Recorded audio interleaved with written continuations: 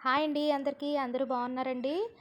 ఈరోజు లక్షవారం కదండీ! నేను పూజ అయితే కంప్లీట్ చేసుకుంటున్నాను. ఏమీ లేదండి. నేనైతే ఒక మాట చెప్దామనేసి అనుకుంటున్నాను. అందుకే ఈ వీడియో అయితే పెట్టాననమాట.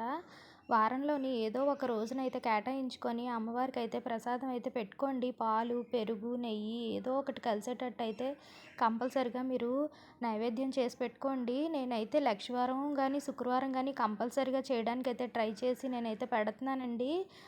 మీరు ఇలా నైవేద్యం చేసి పెట్టుకోవడం వల్ల మీకు ఇంట్లో కూడా చాలా బాగుంటుంది. ఇల్లంతా ధూపం కూడా వేసుకోండి కంపల్సరిగాని.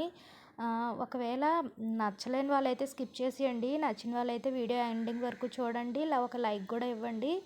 నేను ఈరోజు దద్దోజనం ప్రిపేర్ చేశానండి. ఆవు నెయ్యితోనే చేస్తున్నాను. ఆవు నెయ్యిలోని ఆవాలు, జీలకర్ర ఫ్రై చేసుకున్న తర్వాత జీడిపప్పు, పచ్చిశనగపప్పు వేసుకున్నాను. అది కూడా ఫ్రై అయిపోయిన తర్వాత ఎండుమిర్చి, కరివేపాకు వేసుకున్నానండి. ఇది కొంచెం ఫ్రై అయిపోయిన తర్వాత మనం అన్నం వేడిగా వండుకున్న దాంట్లో ముందు మరగబెట్టుకుని పాలను యాడ్ చేసుకోవాలండి. అందులో పెరుగు కూడా యాడ్ చేసుకొని పోపులోని తాలింపు అయితే వేసుకున్న తర్వాత సాల్ట్ చివరిగా యాడ్ చేసుకొని అమ్మవారికి అయితే నేను నైవేద్యం పెట్టుకున్నాను. నేను తులసమ్మ దగ్గర కూడా దీపారాధన చేసుకున్నానండి. వీడియో మీకు నచ్చితే లైక్ చేయండి. బాయ్.